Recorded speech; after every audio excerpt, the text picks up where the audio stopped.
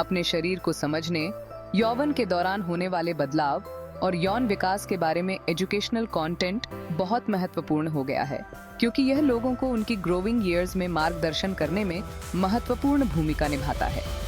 यह कंटेंट विकास के शारीरिक और भावनात्मक दोनों पहलुओं को संबोधित करता है और इसका उद्देश्य स्वस्थ दृष्टिकोण और अपने शरीर के बारे में सही डिसीजंस लेने को बढ़ावा देना है। अपने शरीर को समझना बहुत जरूरी है, क्योंकि यह उन बदलावों को पहचानने की नींव रखता है जो प्यूबर्टी और उसके बाद आते हैं।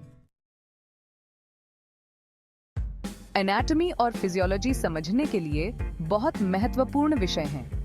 बेसिक एनाटॉमी एजुकेशनल कंटेंट में पुरुष और महिला दोनों के शरीर की बेसिक एनाटॉमी को शामिल करना चाहिए।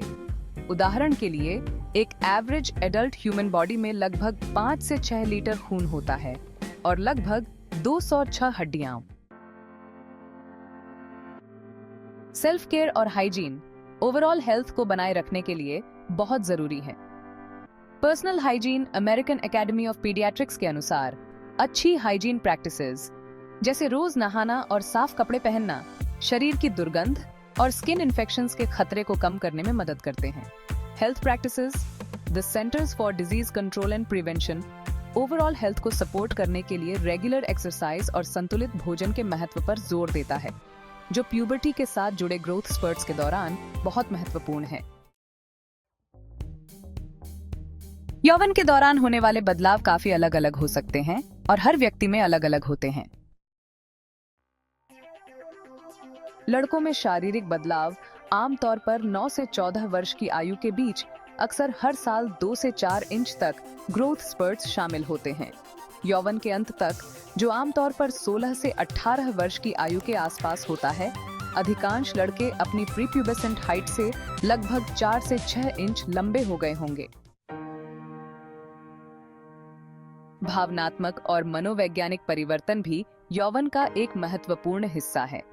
मूड स्विंग्स आम हैं। हार्मोनल फ्लक्चुएशंस की वजह से मूड में ध्यान देने योग्य बदलाव आते हैं। वास्तव में 70% तक किशोर 11 से 16 वर्ष की आयु के बीच मूड स्विंग्स का अनुभव करने की रिपोर्ट करते हैं, जबकि इमोशनल इंस्टेबिलिटी को अक्सर बड़े होने के एक स्वाभाविक हिस्से के रूप में देखा जाता है। यह याद रखना महत्वपूर्ण है कि ये उतार चढ़ाव अस्थायी होते हैं और इन्हें हेल्थी कोपिंग स्ट्रेटजीज से मैनेज किया जा सकता है। Sexual maturation. मेंस्ट्रुएशन मेनार्चे की एवरेज एज, जो पहला मेंस्ट्रुअल पीरियड होता है, यूनाइटेड स्टेट्स में लगभग 12 से 13 वर्ष है। हालांकि यह 9 से 16 वर्ष की आयु तक हो सकता है।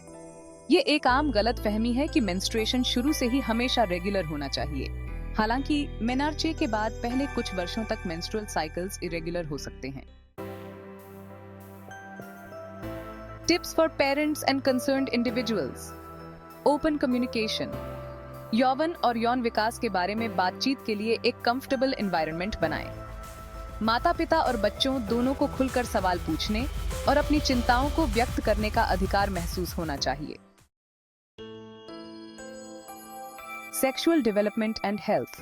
Understanding sexuality, sexual orientation and identity. Williams institute के अनुसार लगभग 4.5% यूएस एडल्ट्स खुद को LGBTQ++ के रूप में आइडेंटिफाई करते हैं। सेक्सुअल ओरिएंटेशन और आइडेंटिटी को समझना इंक्लूसिविटी और रिस्पेक्ट को बढ़ावा देने के लिए बहुत महत्वपूर्ण है। और इंसाइटफुल कंटेंट के लिए लाइक और सब्सक्राइब करना न भूलें। Understanding sexuality. विलियम्स इंस्टीट्यूट के अनुसार लगभग 4.5% यूएस एडल्ट्स खुद को LGBTQ++ के रूप में आइडेंटिफाई करते हैं। इंक्लूसिविटी और रिस्पेक्ट को बढ़ावा देने के लिए सेक्सुअल ओरिएंटेशन और आइडेंटिटी को समझना बहुत महत्वपूर्ण है। CDC रिपोर्ट करता है कि कंसेंट और पर्सनल बाउंड्रीज पर एजुकेशन यौन हिंसा की घटनाओं को कम करने और स्वस्थ संबंधों को बढ़ावा देने में मदद करता है। Safe practices and health.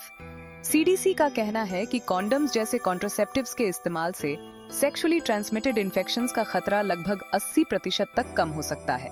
अन्य तरीके जैसे हार्मोनल कॉन्ट्रासेप्टिव्स उचित उपयोग से गर्भावस्था को रोकने में लगभग 51 से 99% तक प्रभावी हैं।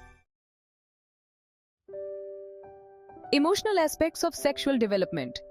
रिसर्च से पता चलता है कि जिन किशोरों को कॉम्प्रिहेंसिव सेक्सुअल एजुकेशन मिलती है, उनके यौन क्रिया को डिले करने और स्वस्थ संबंधों में शामिल होने की संभावना अधिक होती है। यह एजुकेशन आमतौर पर 12 से 18 वर्ष की आयु के लोगों को टारगेट करता है। Resources and support. Educational resources जैसे किताबें और वेबसाइट्स बहुत ही महत्वपूर्ण टूल्स हैं। रिलायबल रिसोर्सेज में अमेरिकन एकेडमी ऑफ पीडियाट्रिक्स का healthychildren.org, CDC का टीन हेल्थ सेक्शन और sexuality information and education council of the United states या CECUS जैसे एजुकेशनल प्रोग्राम्स शामिल हैं। Educational resources, books and websites जैसे कि अमेरिकन एकेडमी ऑफ पीडियाट्रिक्स का healthychildren.org, CDC का टीन हेल्थ सेक्शन और sexuality information and education council of the United states या CECUS के प्रोग्राम्स इंफॉर्मेशन के बहुत अच्छे सोर्सेज हैं। हेल्थ प्रोफेशनल्स भी एक महत्वपूर्ण भूमिका निभाते हैं। हेल्थ केयर प्रोवाइडर्स के साथ रेगुलर चेकअप्स, पर्सनलाइज्ड सलाह और सपोर्ट दे सकते हैं, जो इंडिविजुअल्स को उनके डेवलपमेंटल चेंजेस को नेविगेट करने में मदद करते हैं। Support systems. परिवार और दोस्त किशोरावस्था के दौरान बहुत जरूरी सपोर्ट प्रदान करते हैं। National institute of mental health इस बात पर प्रकाश डालता है कि पॉजिटिव फैमिली रिलेशनशिप्स मानसिक स्वास्थ्य और विकास को बहुत प्रभावित कर सकते हैं। अपने शरीर, यौवन और यौन विकास को समझने पर एजुकेशनल कंटेंट इंडिविजुअल्स को ग्रोइंग अप की कॉम्प्लेक्सिटीज को नेविगेट करने में मदद करने में महत्वपूर्ण भूमिका निभाता है।